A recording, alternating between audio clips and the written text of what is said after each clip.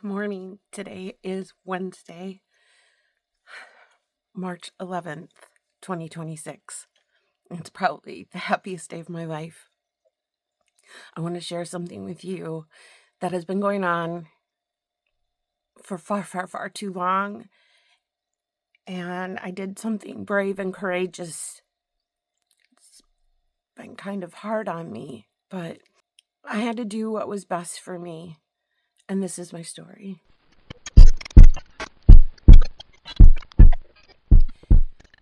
This morning, right now, right at this very second, I should be sitting in front of a judge and a woman who has been tormenting me for years. The reason why I'm not sitting there is because I have dropped my appeal against this woman who has been suing me. I have been appealing it for the past year. This court date has been going on for 3 years. Three very, very long, torturous years. It started out from a dream. Back in 2020, my husband and I were separated.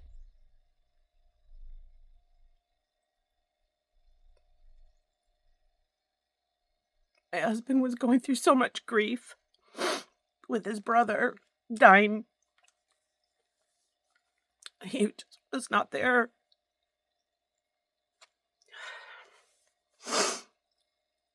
And he up and left us. He just walked away one day, lied to us, said he was going to go get us set up in Iowa for his new job. We dropped him off at the airport, and he never looked back. He left us. And I had nothing. I'd been a stay-at-home mom, homeschooling my son.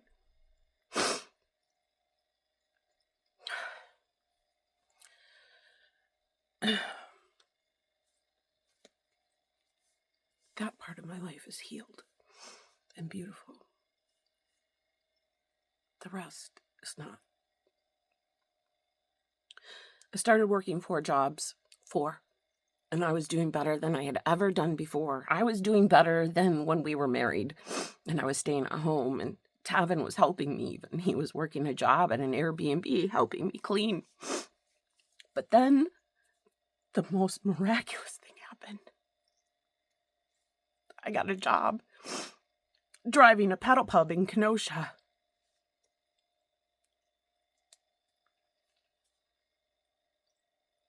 I loved it so much.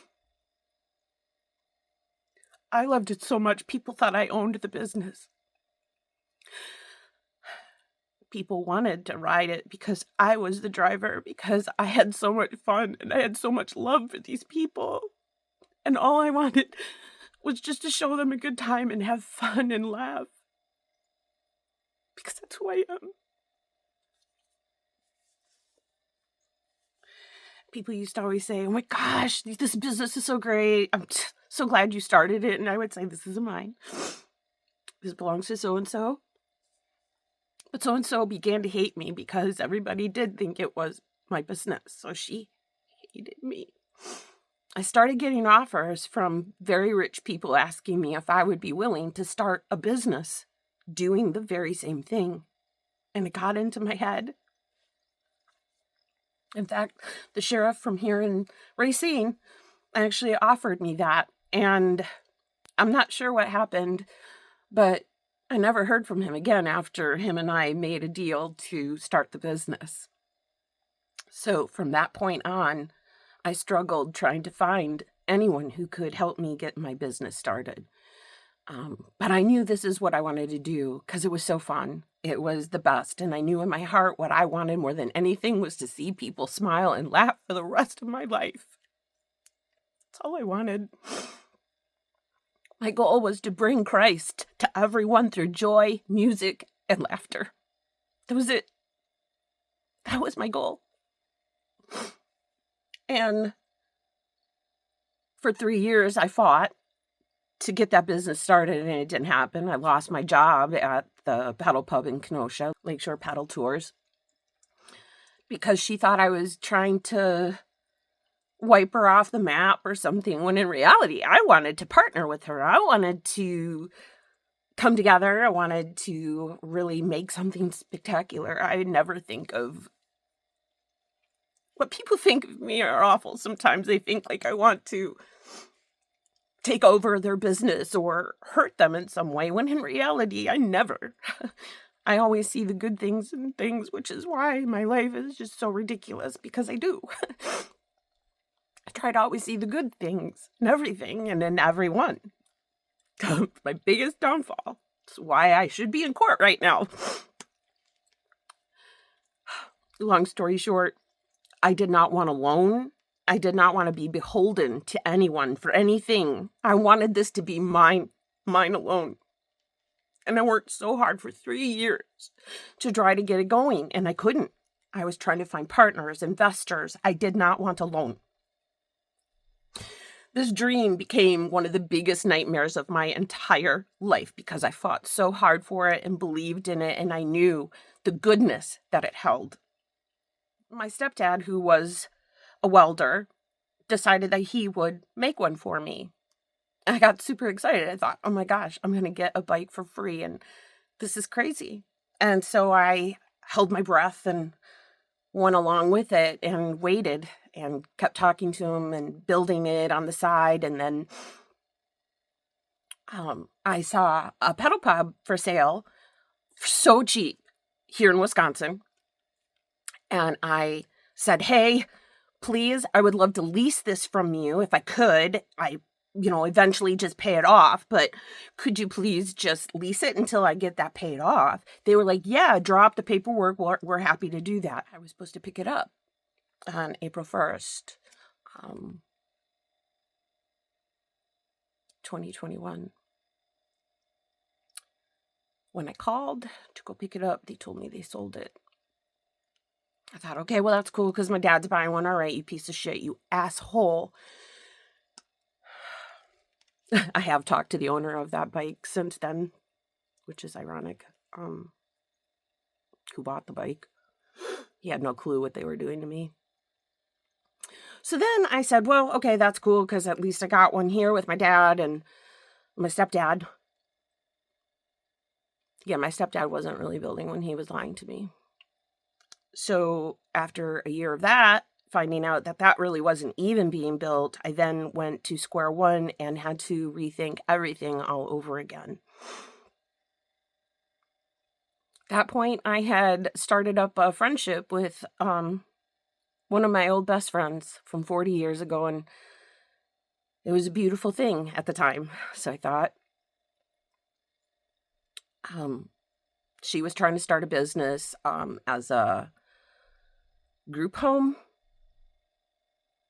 I don't know, something weird. She was, I don't even want to get into her because it's so evil, it's disgusting. Anyway, so in December of 2022, I'll never forget, we were talking about her not being able to start her business, and she was so upset, and I was so upset for her. And out of nowhere, she said, what would it take for you to get your business started? I want somebody at least to live their dream, and I want to give you that. And I couldn't believe my ears. I said, I can't do that. If you want to do this, please be my partner. I don't want to take your money. I want somebody to be in this with me. It's so much fun, and we would be so good together as partners. She says, I don't really want to do that. I just want you to have your dream, but let me think about it. I said, okay, here's my business. Here's my business proposal, what I had done for loans and grants. I had put together an amazing package. And so I sent it to her. I sent it to her best friend, Kat, and I sent it to her mom because she thought her mom would be interested in it as well. So a couple days later, she decided she'll be interested. She'll really look into this, and maybe, yeah, this would be something fun for her. So we began working on her becoming my partner for heavy pedal tours. And I told her that I was already in the works of putting together some software, some reservation software, and I had some meetings already set up. And this is 2023 now.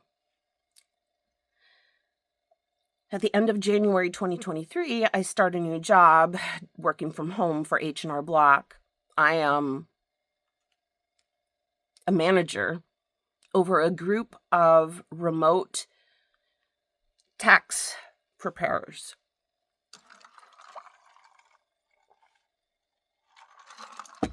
My best friend of 40 years I can deal with. I don't know why, but this next woman coming into my story is my own personal little demon that's been haunting me for years. Eva betrayed me. She would cancel meetings. She wouldn't show up. She gave me the money for the bike to get built. So as it was building, we had a million other things to get done because we only put down the deposit for the build. We still had $30,000 yet we had to raise in order to bring the bike from Spain. Eva was too busy with a house she had just acquired through a divorce. She was going through a terrible divorce and took it all out on me. Let's just put it that way. I kept telling her, you've got to take this a little bit more seriously. I need you a little bit more involved. I need you to start helping me get the rest of this money going because I don't have it. And she kept telling me, I'm Mexican. I can get these grants and loans. And I was like, stupid me. I was like, oh shit, that's true. And I remember us even having the conversation how stupid it was that she was a minority. It was the stupidest thing in our minds. And we just laughed and thought, well, okay, if it's there, let's do it. So the problem was she wasn't a partner. She wasn't on the paperwork of my LLC. So for her to get anything would have been impossible. She never told me that, though, because she never was really applying for loans. Although she was telling me that all this money was coming. It was coming. And as time got closer to the bike being finished and we needed it, it was like just days. She was supposed to have gone to the bank already at this point. But this day, she decided she was going to the bank that day, the day that we were supposed to get together, and all of this should have been together so that we could start moving forward. But that had not even been done yet. I was freaking out. We didn't have the money. We did not have the money for that bike to get here. And she basically told me that she wasn't going to have anybody tell her what to do. Regardless whether it was my business or not, she was going to do whatever she wanted to do, and I wasn't going to tell her shit. And at that point, I said, well, then I think this is best that we just don't work together anymore. And not only did I sever my business relationship with her, she severed her ties with me as a friend and began a campaign to destroy me like you have never seen before. In the meantime, though, I'm working at H&R Block and I meet a woman named Jess Joltz. She is one of my tax preparers and I see how smart she is starting numbers and accounting. I don't.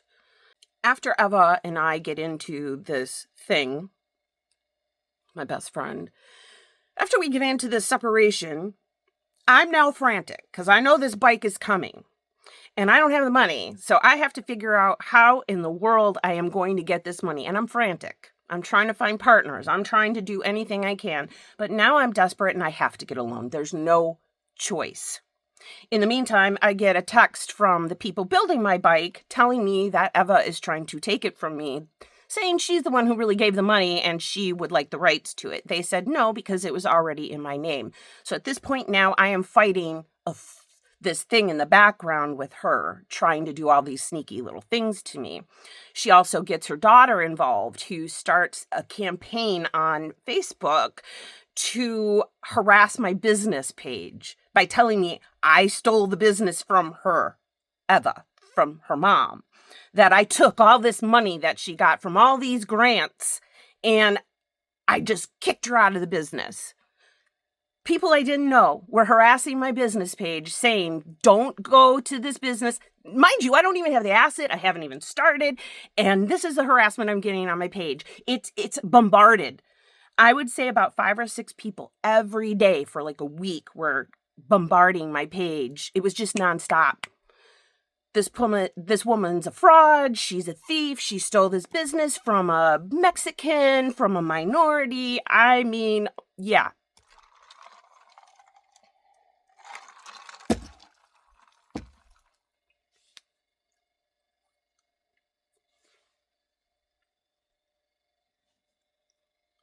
I start getting connected with some businesses here in Racine.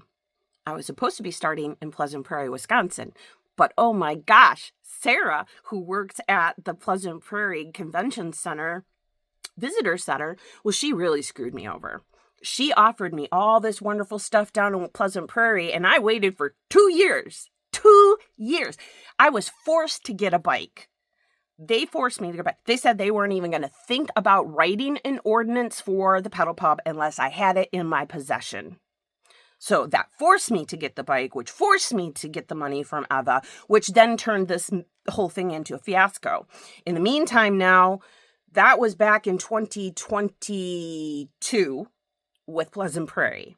Now, as the bike is finally in its making, I tell Sarah, hey, this is coming. It's coming down the pike. I need some help, though, because now my business partner, she's just poof, and she's psycho, and I need the money for the rest of the bike. So can you please help me? I want to start reaching out to businesses in Pleasant Prairie, and she's telling me no, she wants full control. She wants to be able to be the one to go talk to everybody about my business. See, everybody, I was so stupid. I was just dumb. Absolutely mental. Because I just kept trusting people I shouldn't have. I didn't know any better. I was dumb. Needless to say, I didn't touch anything because she said she would help me. She was going to be doing these things for me. Well, in the meantime, I'm now have the bike in my getting built in Spain. And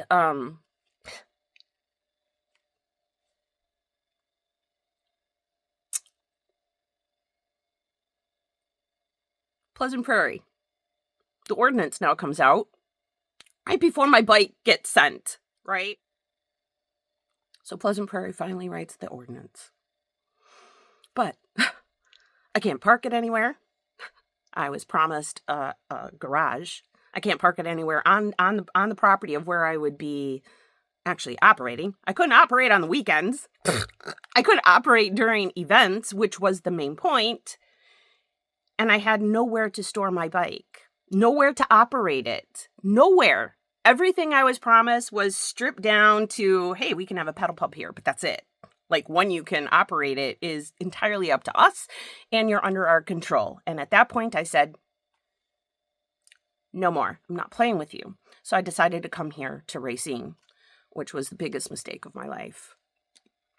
Racine already had a pedal pub. See, this is the most complicated, convoluted, ridiculous story on the planet. Of just one woman trying to start a pedal pub business just for the joy and the laughter of it. Doug Nicholson, who is basically owns downtown Racine, he had a pedal pub, but he wasn't running it because it's kind of like a front. I don't know what the fuck he was doing with his, but he's a scumbag motherfucker. And he basically blacklisted my company. I have screenshots. I'm going to show those right here. Yeah. Mm-hmm. I was like all corners of the earth. I was just surrounded by shooting arrows. I could not like not get hit by one. Let's just say that. They were coming at me from all angles. I had Eva on one front. I had Doug Nicholson on another. I had the woman from Lakeshore Pedal Tours spying on me, literally spying on me, and making sure that I couldn't start in Kenosha because she had every business that I had started a partnership with all at the same day. Ironically, one morning I woke up to like 3 emails telling me we can no longer be a partner with you.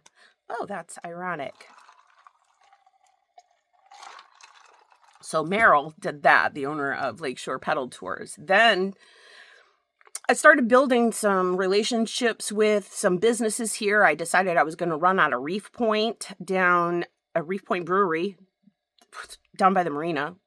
It was going to be the most coolest spot ever.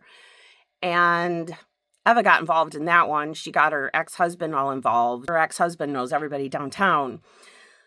So that was fun. She got her ex-husband, Jim Fox, involved and got all of these businesses to not work with me here. I had one, and that was a tough one because he didn't like that I swore. So he just decided he wasn't going to work with me anymore either. Anyway, so Doug had me blacklisted from Racine, so I didn't make any money at all. I didn't get any business because even if I did get a ride, he'd make sure to know when it was, and he'd get his bike out and harass me.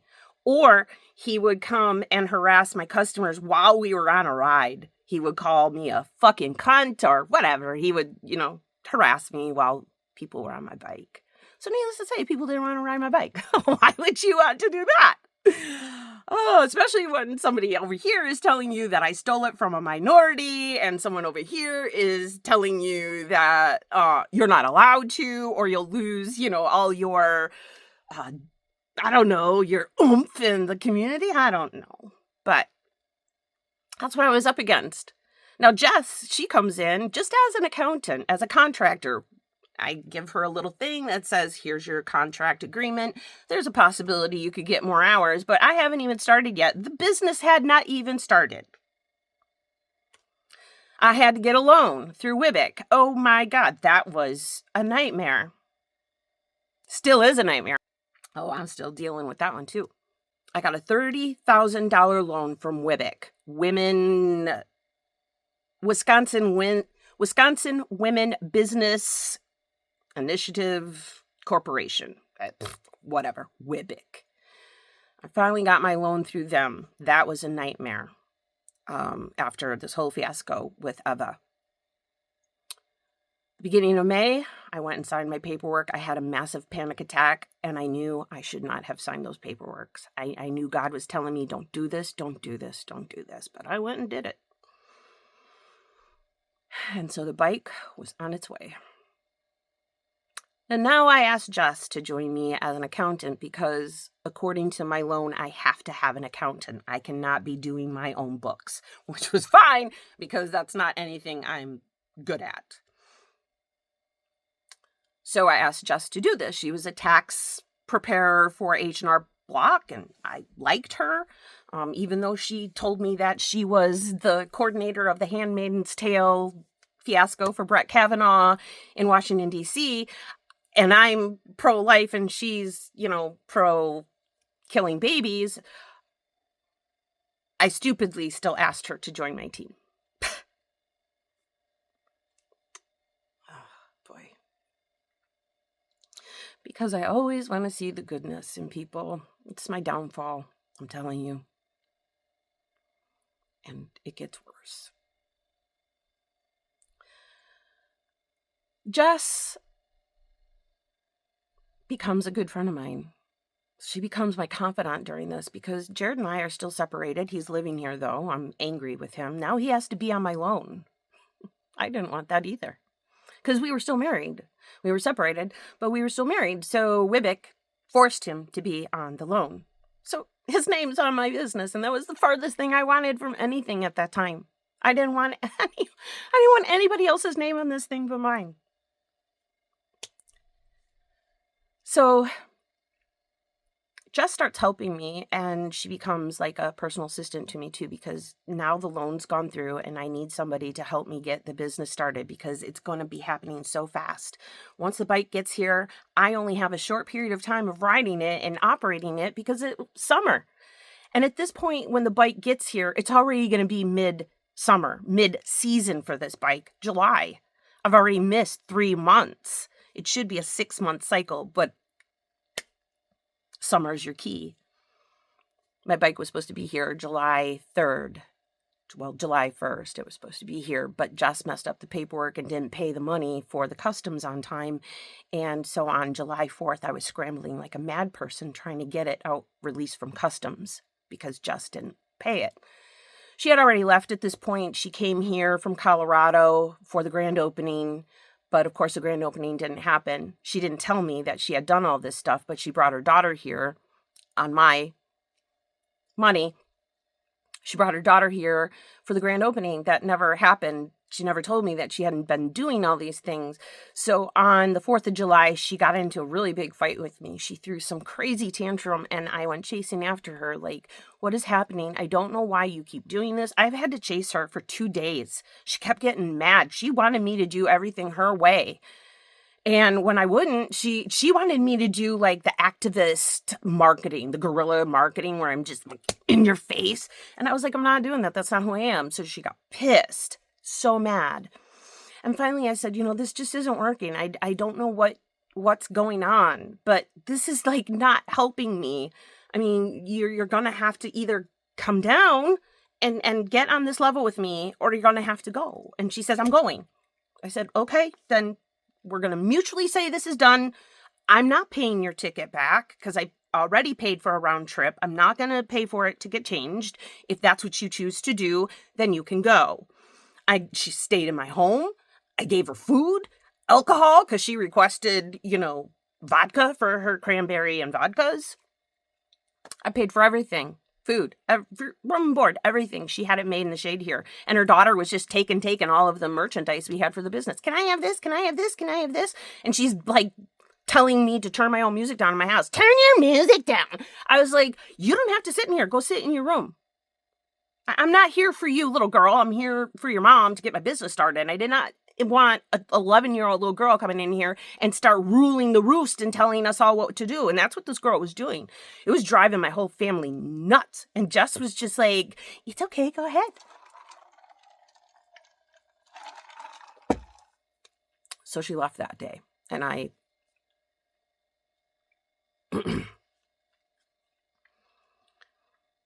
So she left that day. Now, the money had been gone. All of my money from Wibbick was gone. She was paying herself. I never knew what was going on with the money. There was just money going off. And in fact, in her little report with Colorado, she says, I was trying to find money. Yeah. I told her, I said, look, we don't have a business yet. I cannot pay you anymore. She was not allowed to have overtime. She was only allowed 20 hours a week. And now she's suing me for overtime. Overtime. She wants $2,000. The chick never made over $700. The chick never made over $700 in a pay period. And she never sent me invoices for me either. She sent me 2 invoices in the beginning and then 1 in the end claiming I owed her all this overtime. I said, you're never going to get a cent from me on that. I never, 1, authorized it. Number 2, you just caused me $2,000 in damages to get my bike released. Because you lied to me. You told me you had this all under control. I had to actually call my customs broker, who I had no contact with, even though I'd been asking for it. I had no idea who these people were. She had been doing all this stuff behind my back. So my bike gets here. I find out all the shit she had done. My bike comes. I try to start my business. I'm not getting anything. I can't figure out why. And then this guy, Jerry, contacts me and tells me why. I'm blacklisted. I've been blacklisted.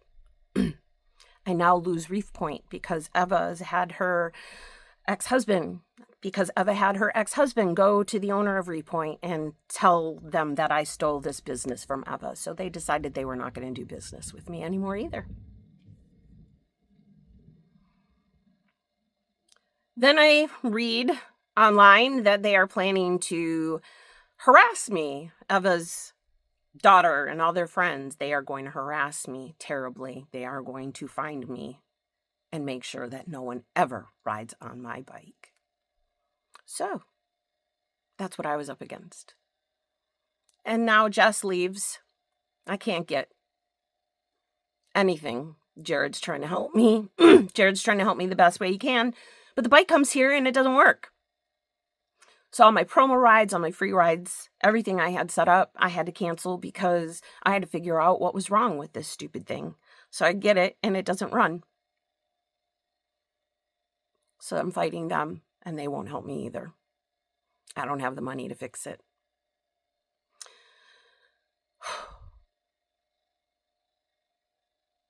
So by October, I have shut down. I didn't even get to enjoy it. I had 2 rides. They were the best ever. One of them was a free ride with teenagers. We just had these kids riding all night with us. They had a blast. They called their mom, said, "Can we ride more with the mom?" And I talked to the mom, and I was like, "Look, they're in good hands. We got them. They're having a blast." And that was a good night. That was the purpose of my bike. I used to say to Jared all the time, if I were rich, I would give these rides away. I would never charge anybody for them. They're just so much fun, and that was my mission, was to bring joy and laughter back. Well, you can see why something like that would be so important right now. But it wasn't meant to be. And so, beginning of December,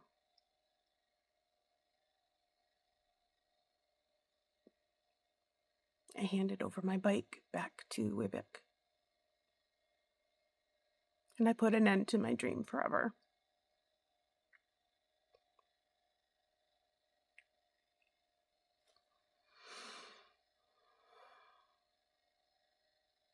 The next summer, I get a big packet in the mail from Colorado, state and wage something or another.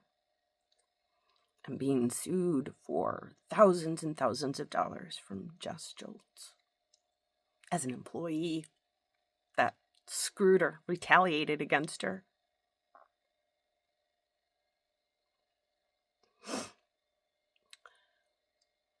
Open up the packet. Somebody else's case entirely. Some Mexican dude. I don't know. I'm like, who the hell? What is this? Why am I getting this? And I dig deeper into the packet, and then I see Jess Joltz, and I'm like, fuck. I don't have anything at this point because in my head, that business is dead, done, and buried.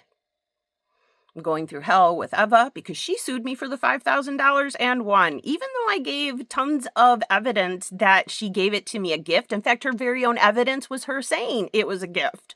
But that was really fun because she won the small claims court for $5,000 while I was countersuing for the $30,000 that I had to fight for to get, that she promised that she was going to get because she was the partner of it who said she was going to get that money. But needless to say, all the harassing that was being done on that end while all this other stuff was going on, I was still being harassed from Eva and all her friends and family and everything else. Okay, so don't think that just because I'm moving on to one thing doesn't mean the other thing isn't still going on, because this was a whirlwind of shit happening. It just never ended. Never. And it still isn't. So now I have to defend myself. And I do. I give what I can, but Jess had everything of mine. She had all my business documents. She had all of my QuickBooks stuff. I never had access to it. I had been begging her for years for that stuff, and she wouldn't give it to me. And so I told this to the state of Colorado. I said, she has all of my business stuff. She has all of my records. She has everything. I have been asking for this. I don't have access to anything. What you actually have the letter that says she's not an employee. It says right there, she's a contractor for 20 hours a week. Period. Seasonal. Period. That's it. The letter that you have says that. They didn't care. So I had to appeal it because they awarded her $50,000. $50,000 they awarded this bitch who had helped me, who had been stealing my loan money that I'm paying for still, mind you, by the way, okay? Because all that money that she got paid from was loan money that I'm paying on. Okay. But Colorado is determined to fuck me any way they can. So I file an appeal. The appeal goes through.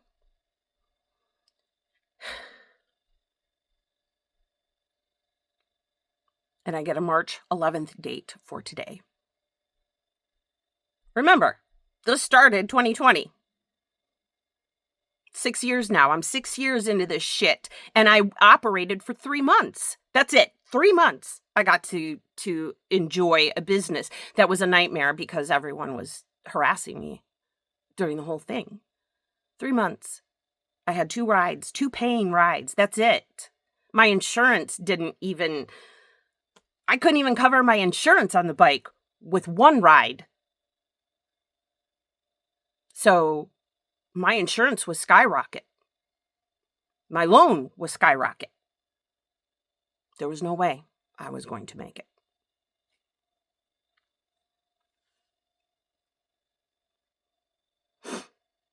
So through the appeal, I get sent the entire file of what Colorado had.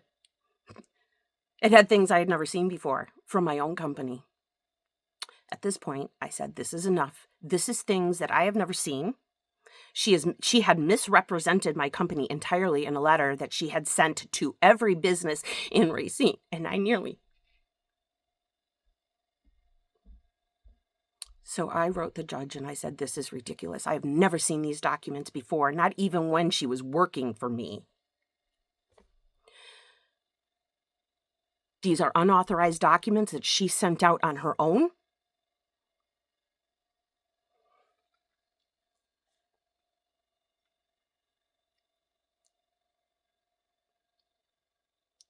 So I asked for a subpoena. I wanted all my documents. I was done trying to fight myself. I was done trying to defend myself with nothing. And seeing the stack of paperwork.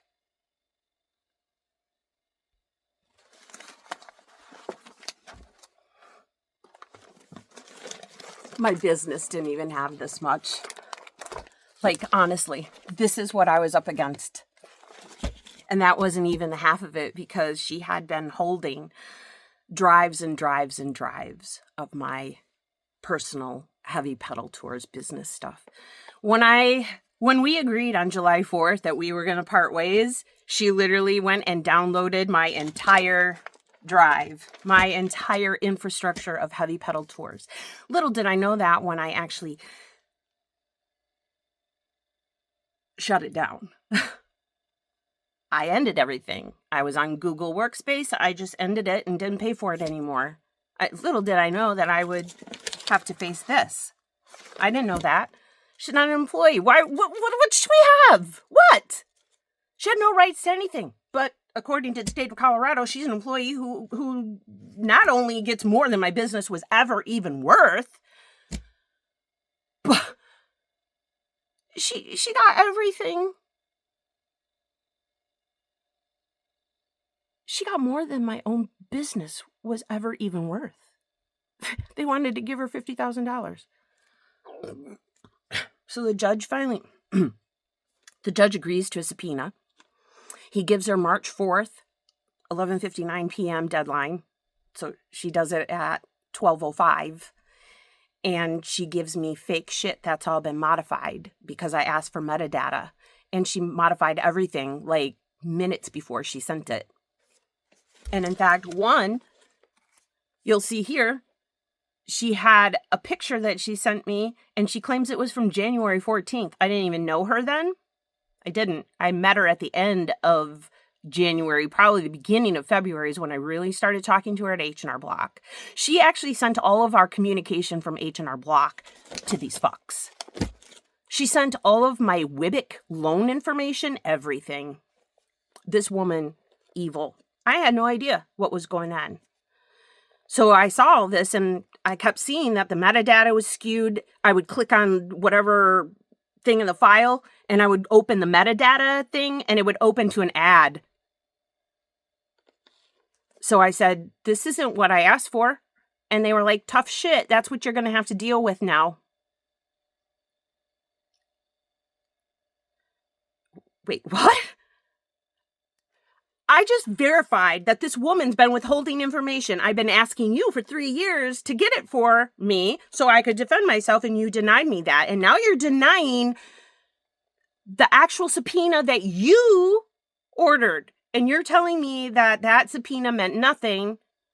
And then I get a letter from a different department in Colorado saying, well, she really has privileges and we can't disclose everything. She has client privileges, so we're not going to be able to give you everything that we have on this case. And at that point, I said, fuck you, I'm done. You're not giving me a fair trial. You'll never give me a fair trial. I've been asking for 3 years for a fair trial. This trial has been going on longer than my business even tried to survive. My business lasted for less than 3 months. That's 12 weeks. That's 90 days. For this. For $50,000. Okay, so some of you might think, oh my God, you're really dumb. Why did you drop the appeal? Because that's what I did. I was going to lose no matter what. It was very obvious that I was never going to get a fair trial. I was never going to get a fair trial. They were against me all along. They'd been working with her. I could show you in here where they were coaching her on how to get more money from me. So now I don't have any of this information. Everything she gave me is skewed, and all I have is this shit, which it's just ads too from her email account. It's like, why are you sending me Alibaba ads? Right? Seriously. What is this? That's basically what most of this is, by the way. And that's how she won. This is how she won. That's how she got $50,000 from me. And then I owe the state all this money too. So yeah, if anybody out there who's a lawyer would really love to help me, I would really like that, because what's been done to me is probably the dirtiest thing ever. But today I feel free. Today I stood up for myself in a way that was scary, because I know it's coming against me. I know there'll be a judgment on me for $50,000, and okay, what? I can never do anything again in my life. I can never get a loan. I can never get a house. I can never get a car. Okay. I don't care about that anymore. All I care about is my eternal happiness and my relationship with my Father. And my Father loves me so much, he did not want me to continue going down a kangaroo court system that was just going to hang me anyway. And so today, I smile. And today, right now, as we speak, that kangaroo court would have been deciding my fate against me. I didn't have a chance. Because that's how corrupt the system is. Because when I went to court with Eva, that judge was bought off by Doug Nicholson, who knew Jim Fox, who Eva Fox was so excited for court. She hadn't talked to me that whole time. And then she texted me the night before and said, I'm so excited for court tomorrow. And I knew instantly she knew she was going to win. I had to interrogate her. She was able to come in to court that day with a pile of paper like this too. And this pile of paper was actually my evidence that she had photocopied and enlarged really big. And she literally came in and did that to me at my desk because the judge told her that she could do that. Yeah, she said, Judge, you told me that I could do this, so here. And I was supposed to fight myself. I was supposed to defend myself after that. So she got on the stand, and she was hostile and rude and nasty, and I just kept looking at the judge like, ugh. He's like, I'm going to hold you in contempt. I'm like, why? I'm not. So she sat there and lied and basically said, I'm not going to have anybody tell me what to do.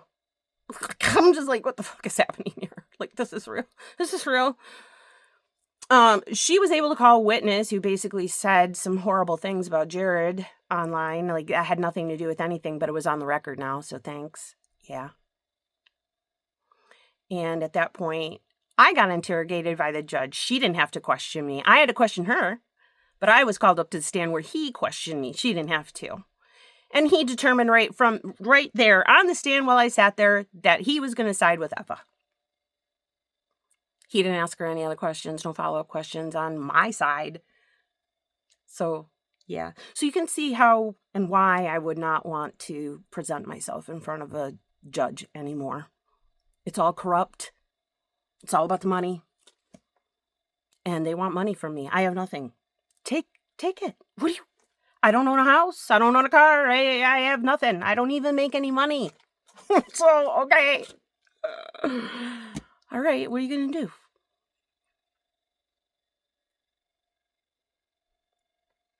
I'm not here for this world. I'm not here for this garbage. I'm here for my Father. Period.